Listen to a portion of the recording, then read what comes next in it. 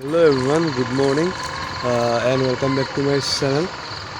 আজি মানে গৈ আছোঁ শ্বৰ্ট পুজা চাবলৈ আৰু এতিয়া 4:30মান হৈ গ'ল মৰ্ণিং 4:30মান হৈ গ'ল চাওঁচোন এতিয়া চাবলৈ শ্বৰ্ট পুজা চাবলৈ যাই আছোঁ যিহেতুকে আৰু ভাবিলোঁ এটা ভিডিঅ' বনাই লওঁ চ' ভিডিঅ'টো একদম শেষলৈ আপোনালোকে চাব আৰু কাইণ্ডলি মোৰ চেনেলটো লাইক কমেণ্ট শ্বেয়াৰ ছাবস্ক্ৰাইব কৰি দিব চেনেলটো ধুনীয়াকৈ।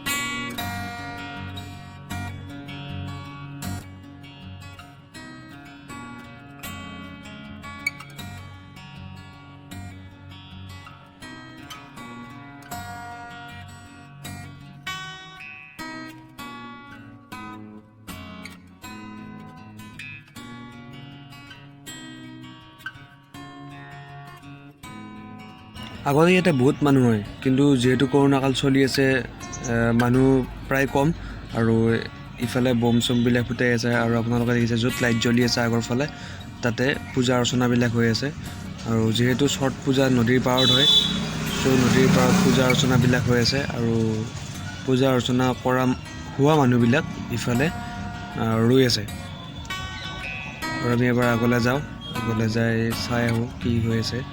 আমি যিহেতু যোৱা নাই আগলৈ।